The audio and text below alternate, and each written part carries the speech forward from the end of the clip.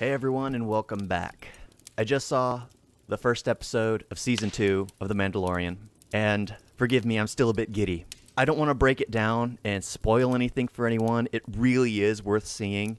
It's like they magically heard my praise of learning more about the Sand People just yesterday, that they decided to do an entire episode basically on Tatooine. I know I was complaining about Tatooine, however, this got more in depth in the world of the Sand People, of Tatooine itself. And I loved it. However, he starts off on an alien planet following rumors of a Mandalorian, trying to track him and find out where he's at. He ends up at a fight club, and I need to create myself a laughing animation because the Gamorreans looked so terrible. I mean, they looked far better in Return of the Jedi, where they're in complete costume. Here, they're wearing masks and just bodies painted green. They looked so terrible. I could not stand it. I was laughing for a good minute straight. I had to pause it and actually laugh my head off because it was just so funny. But after that, it kind of seemed like it wasn't going to go well because that leads into a fight scene in that club, and the fighting didn't seem very well choreographed. There were a lot of hits that seemed to fall short or didn't seem to have enough power behind them. Yet, after the first season, I was settled in. I kind of lost interest in most of Star Wars. So I was just like, you know what? I was once a massive Star Wars fan, and this is the closest thing to Star Wars right now. So I'll give it the due diligence and watch it all the way through. Won't just cop out after the first few minutes. And then he lands on Tatooine, and I'm basically rolling my eyes going, here we go again. We're playing the numbers. He's hunting a Mandalorian on Tatooine. He's going to end up either meeting Boba Fett or he's chasing a rumor, which seemed most likely.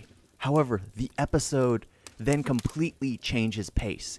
It instantly feels like the Man with No Name trilogy.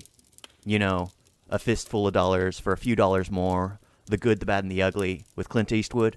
It kind of felt like the wandering hero, the wandering nomad finds himself in a village, having to protect the village. And it was epic. I loved the feeling because the pacing of the film completely slowed to a crawl almost as they did more long shots. And then as they're about to have a shootout, all of a sudden, I get the feeling of Tremors. I was like, why does this movie now start feeling like Tremors? The new objective is hunting down a crate dragon, which you've only ever heard stories of in Star Wars. Or, if you played Knights of the Old Republic, you were helpful in killing one. So the entire episode turns into a Monster Hunter series. However, the marshal of the town, which he is going to have a standoff with, is wearing Boba Fett's old armor. I will spoil that because it's kind of a given that it's not Boba Fett. The armor isn't suited to him. He doesn't wear it like a Mandalorian. It's very loose-fitted, and it just didn't feel right. And the second he speaks, it's just like, yeah, this is not Boba Fett. And it kind of resonates with you. It's just like you feel bad.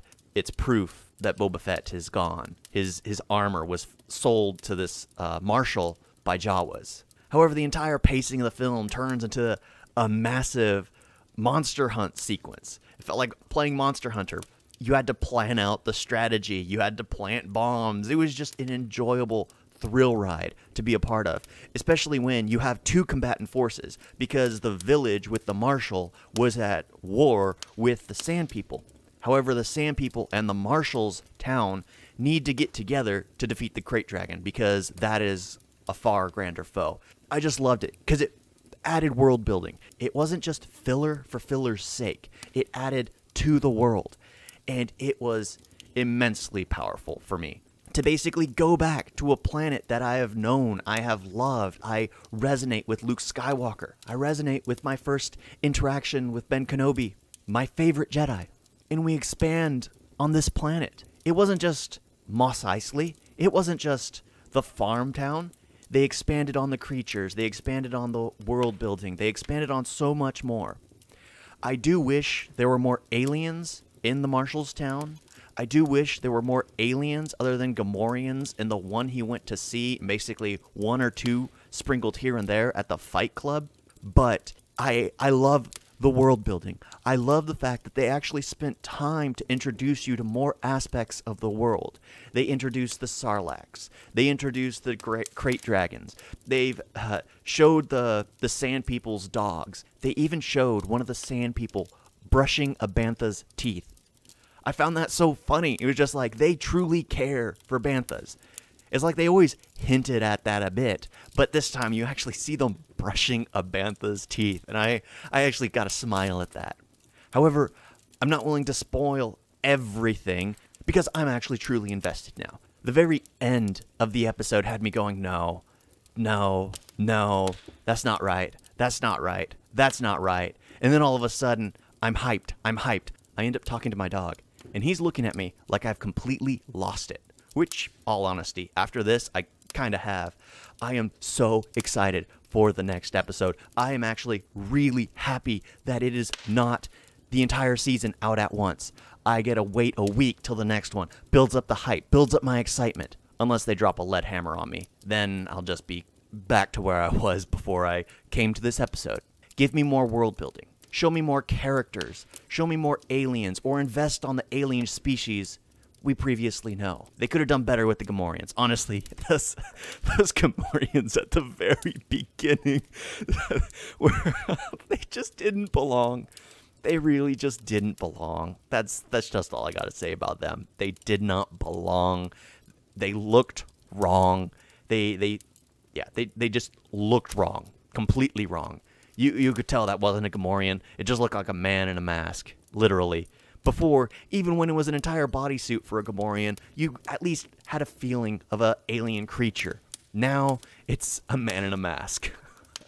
Honestly, it was funny, because they closer resembled Inosuke from Demon Slayer than they did Gamorreans. I'm excited for the next one. I'm really adamant that this might actually start taking off now that he's gotten all the safety guards off in the first season. It seems like they're really starting to take off. Alright, thank you all for watching, and I'll see you in the next video. Toodles!